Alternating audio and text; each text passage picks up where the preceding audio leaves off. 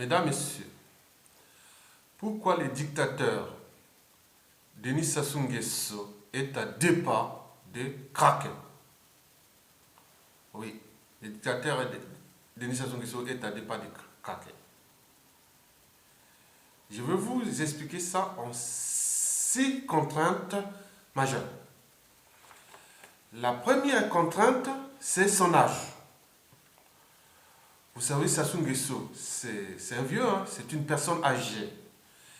Il y aurait entre 76 et 77 ans. Donc, pourquoi je donne cet âge? Parce que quand on voit l'âge de Ngouabi est né en 1938, Yombi c'est 39, Sassou Nguesso, ce serait autour de 1940, ou même 39. Donc, il y aura peut-être l'âge de Yombi ou autre. Donc, s'il a l'âge de Yombi, donc il sera à quel âge à ce moment-là? Voilà, 39 et 2016, ça fait quel âge? Ou bien, s'il est né en 1940, il aurait 76 ans. Donc en réalité, Sassou Nguesso s'est retourné 77 ans, l'âge de Yombi Opango. Bon, vous savez qu'à cet âge, hein, la santé est fragile. Hein, étant donné que lui-même, il se pose lui-même des pressions psychologiques énormes pour garder son pouvoir et surtout pouvoir sauver sa peau. Bon, il y a des émotions. Donc, bien sûr, pour gérer ça, il prend beaucoup de psychotropes, dont les tranquillisants ou des antidépresseurs, des choses comme ça, qui sont là pour gérer ce stress, même peut-être des anxiolytiques, voilà. Donc, pour gérer un peu sa folie. Bon, calmer un peu sa folie. Donc, bon, ça, cela, il faut ajouter. Bon, il faut ajouter les différents traitements qui suivent. Donc, pour le blanchiment de sa peau, vous voyez qu'il est comme un blanc. Voilà, pour soi-disant, oui, c'est ça, il adore ça. Donc, il faut le blanchiment de la peau à cet âge. C'est des traitements après. Bon, il y a aussi le problème de sa prostate. Donc, il a beaucoup de problèmes. Donc, il impose lui-même des contraintes qui, à force de tirer hein, sur le corps, à cet âge, il finira par craquer. Donc, Sassou Nguesso peut mourir par mort subite. Ah, Sassou Nguesso est mort.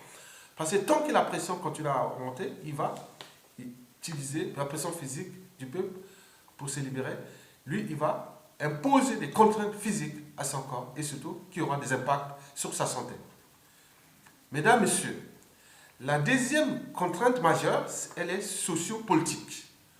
Vous savez, Sassou Nguesso, depuis ses 32 ans de dictature, d'abord, quand il est arrivé dictateur, bon, Sassou Nguesso avait des embrouilles avec une famille congolaise sur 5.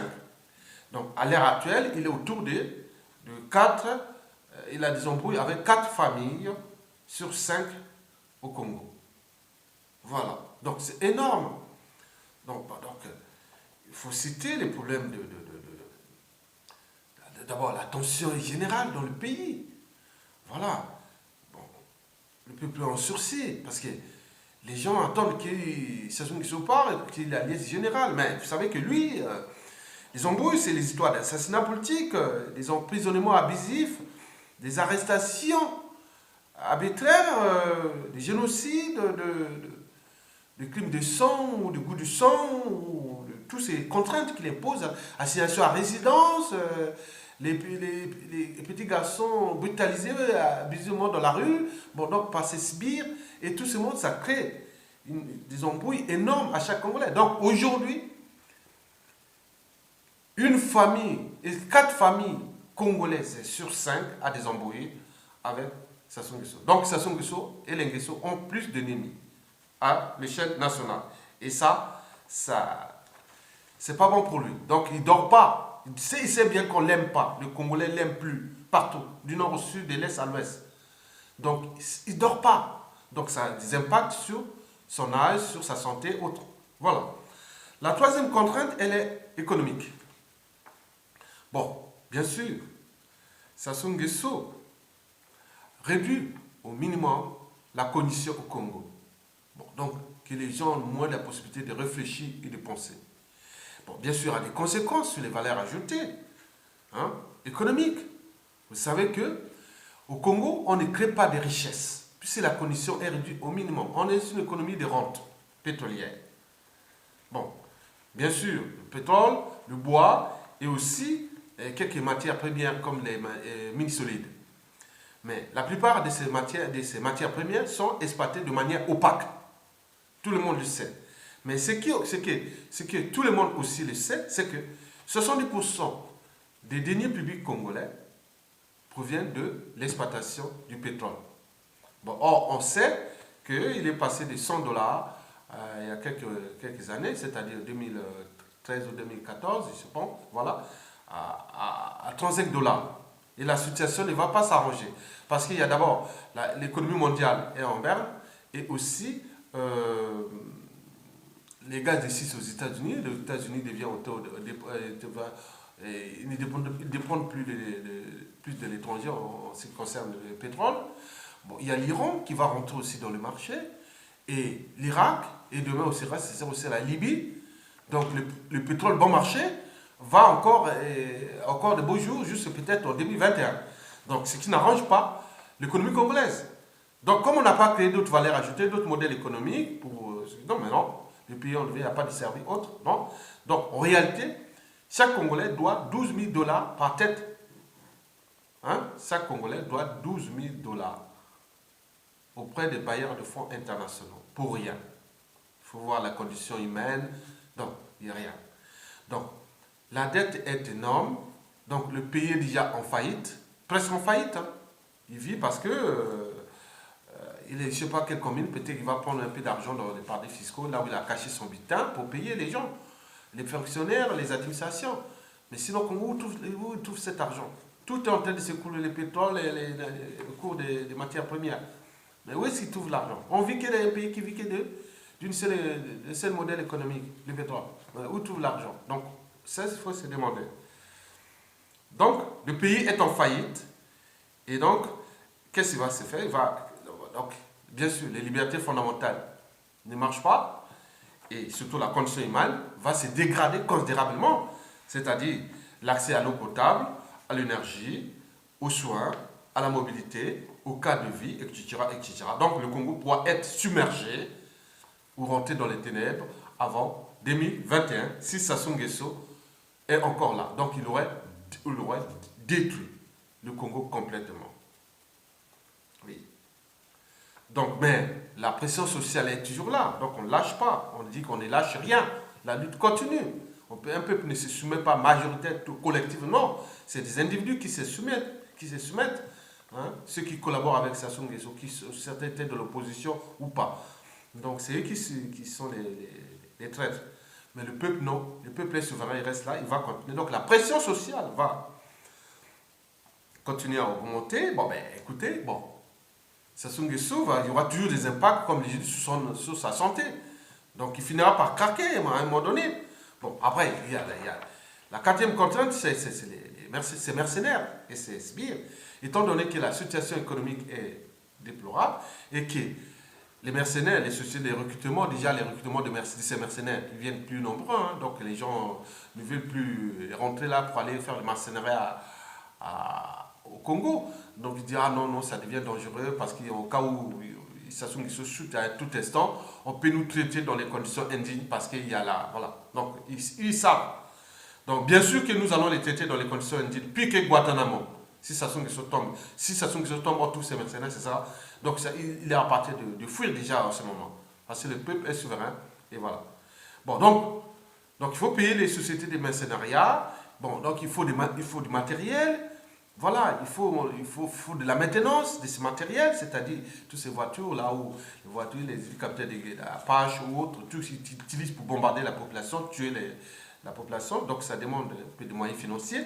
Donc le pays est en faillite. Où trouver l'argent? Bien sûr que peut-être il y aura des États qui vont lui donner des dons. Hein. Est-ce que ça rentre dans le cadre de la dette congolaise? Ça sera scandaleux et immoral. Mais si c'est pour aider Sassou Nguesso à mater son peuple, je ne sais pas pour quelle raison, bon, on peut ne pas comprendre. Mesdames, Messieurs, la cinquième contrainte, elle est internationale. Déjà, Sassou Nguesso est isolé au niveau de la communauté internationale. L'Union africaine, l'Union européenne, les grandes puissances, dont la France, les États-Unis et autres pays alliés au monde libre. Bon, donc, ils savent que Sassou Nguesso, son pouvoir est illégal. C'est un président sortant. C'est un président autoproclamé. Donc, il n'a ni foi ni loi. Donc, il ne respecte rien. Il est isolé. Bien sûr qu'il veut utiliser 30% du PIB congolais restant pour faire encore du lobbying à la con. Mais ça ne marche pas, parce que tout le monde le sait. Sauf, il y a des opportunistes qui vont aller prendre l'argent là, croyant que si je vois tel président, si on peut t'aider. Non, non, c'est pas vrai. La pression, les gens respectent le peuple. Puisque le peuple les ont dit, on ne lâche rien. Le peuple ne va rien lâcher. On ne lâche rien. Donc nous sommes là, la lutte continue, avec tous les moyens qui sont là. Mesdames, Messieurs, la sixième contrainte, elle est périphérique. Sachez que là, nous suivons avec intérêt la situation de la République démocratique du Congo. Étant donné que nous avons plus de 1000 km de frontières, les frontières stratégiques pour nous, ce sera le pôle, les plateaux et la cuvette. Bon, Sassou ne contrôle pas l'espace aérien congolais, tout l'espace aérien congolais. Bon, nous cherchons les portes d'entrée parce que Sassou ne connaît que le langage de la violence.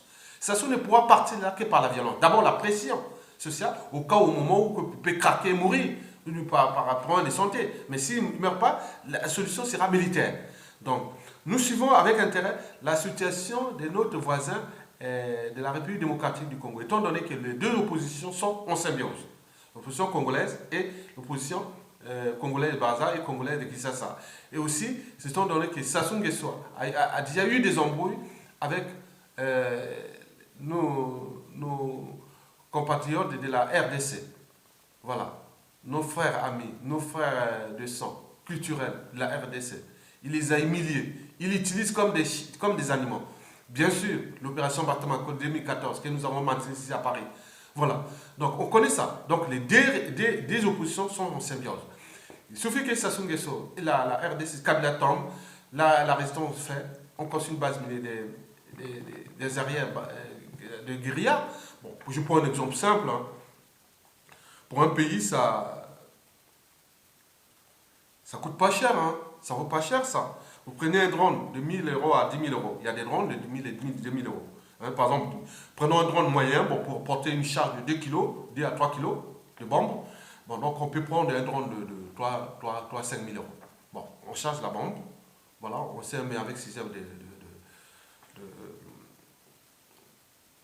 de caméras. Donc, ils sont pénétrés quelque part de la cuvette ou dans les plateaux ou dans le pool. Bon, quand ça vient de la RDC. Bon, ça c'est pour ne pas... Bon, on connaît son agenda, puisqu'on a dit à des agents, ça se va déplacer pour aller soit passer au Lombo, son aéroport privé, pour aller à Brazzaville ou aller, je ne sais pas où aller faire, ou même à l'intérieur, on sait qu'il a. Bon, avec un drone, voilà, on le sait, bon, on lâche la bombe sur sa voiture ou sur... le moment où il sort, tout est complété, une bombe de 2-3 kilos, bien pensée, voilà. C'est facile à faire, une bombe. Voilà. Donc, c'est pas là. Donc, ça, ce sera une solution. Et d'autres aussi, par les guérillas qui pourront faire. Donc, la solution de Sassou sera difficile. Il va craquer. S'il ne craque pas avant, nous, on ne veut pas la négociation avec lui. Parce que Sassou Nguesso, c'est un dictateur. Un dictateur est comme un terroriste, avec lequel les négociations sont du temps perdu. C'est pourquoi les dictateurs, c'est comme les terroristes, ils sont plus souvent chassés que par la violence. La violence apporte la violence. Sassou Nguesso utilise la violence. Donc nous partons là dans ce sens de la violence. Mais nous sommes un peuple souverain. Comme le peuple, je vous ai toujours dit que le peuple, c'est celui qui a le temps, la montre. Et Sassou Nguesso contrôle le temps. Mais celui qui a la montre contrôle le temps, naturellement. Il a la montre, il contrôle le temps. Donc, le peuple est souverain. Et cette génération qui est là, ils ont combien? 20 à 45, 50 ans. Donc, c'est des gens qui sont là, la matière grise là. C'est des gens qui, demain, ils vont régler ces comptes-là. Ils ont encore le temps. Ils suivent là, au moment qu'ils mettent la pression pour que la pays se dégrade. Mais, en réalité, nous ne voulons pas que Sassou Nguesso détruise tous les pays avant la fin de son mandat illégal, c'est-à-dire 2021. Voilà. Donc, on veut le faire maintenant et mettre les pressions de nos partenaires, ceux qui aiment le Congo, pour qu'ils ne détruisent pas un peuple aussi riche, un pays aussi riche en idées et en ressources naturelles, pour travailler ensemble pour un monde de demain, le monde meilleur. On peut rêver le monde. Ici, les gens ils ont des rêves, ils font des rêves, mais nous non. Regarde, on est intelligent ici, on voit les jeunes de 30, 40 ans, 50 ans. Ils sont là, ils rêvent, ils deviennent Premier ministre, président, nana, ils sont ça. Mais nous, on est là, on nous bloque. On est un peu comme toi. Donc c'est malheureux. Donc nous devons nous battre contre ces mauvais. Trop mauvais pour être utile à la communauté. Et surtout à la communauté congolaise. Voilà. Donc nous, la lutte continue. Nous allons nous battre jusqu'à ce que Sassou Nguesso soit craque. S'il ne craque pas, nous utilisons les moyens de la violence parce qu'il sait que ça. Il peut assigner un résident, ce n'est pas grave, tous les autres, mais il continue à donner des informations. Et je lance aussi un message à la France de mettre tous les moyens pour que celui que vous nous avez imposé en 1997, qui devient un homme incontrôlable, que vous mettez tous les moyens, vous tapez sur la table pour que l'éjecter. Vite. Mais si nous on le fait nous-mêmes, on ne sait pas quelles seront les conséquences au niveau de nos relations économiques, et relations partenariats, voilà, entre la France et là. Parce que les autres, c'est pas grave, c'est pas l'Occident ni les États-Unis, c'est la France qui a mis ça sur là. Tout le monde, tous les Congolais savent. De la petite cervelle à la grande cervelle. Du jeune au vieux. On sait que c'est la France. Mais pourquoi vous n'êtes capable d'éjecter ce mec-là? Il est foutu. Le fruit est mûr. Les fruits est mûr. Sassou Nguesso, 95% de la population ne veut plus le. Il suffit de les secouer, aider le peuple. Oui. Trouvez les moyens de donner les armes. Les gens là-bas sont prêts à se battre. Il suffit de donner les armes. Hein? Vous avez moyen d'apporter les armes quelque part, on va se battre. Ils sont prêts parce que quelqu'un qui est déterminé, qui a perdu toute sa famille, qu'on a brutalisé toute sa vie, il a un mobile, il est combattu, il est plus fort que les mercenaires là. Il va se battre comme ça. Il y a des gens qui veulent se battre, mais on n'a pas des armes. Mais nous allons utiliser tous les moyens d'intelligence pendant, soit en suivant la situation périphérique et surtout en mettant plus de pression pour créer des dépenses physiques au dictateur, que sa santé craque ou les comptes publics craquent. Et à ce moment-là, peut-être, il sera. Voilà. Étant donné aussi qu'il y a l'aide de la communauté internationale, voilà, aidez-nous. Pas aider, accompagnons-nous sur ce combat parce que Sassou Nguesso n'a pas aidé la civilisation. Il la dessert d'ailleurs. Parce que quand on ne respecte plus les institutions, on n'a ni foi ni loi. Quel monde nous allons construire demain? Quel rêve? Et ces gens qui aujourd'hui qui sont là-bas, qui vivent ces mondes, ces rêves, qui est le monde de la loi, de la pluie, de la jungle. Ces gens viendront peut-être demain, ici en Occident, vont commettre des crimes de masse et d'autres peut-être aller vers le terrorisme. Donc, vous comprenez ça. Donc, c'est pas bon pour le monde aujourd'hui est malade, mais il ne faut pas ajouter encore la maladie là où il y a. Voilà. Donc, trouvons quelque chose pour éjecter ces morceaux qui ont été détruits sans peine. Voilà, pour pouvoir se maintenir coûte et coûte au pouvoir et sauver sa peau. Donc c'est un individu qui lutte pour sauver sa peau. C'est donc un lâche, mais qui tue les gens, qui détruit tout un peu pour se sauver. Donc il emprisonne tous ses opposants et il ne sait pas. Voilà, donc il a peur, il ne dort plus, il a des nuits blanches. Voilà, mettons la pression pour qu'il craque, soit nous-mêmes on le fera. Mais le peuple congolais va le faire. Parce que le peuple a toujours le dernier mot. Mesdames, messieurs, je vous remercie.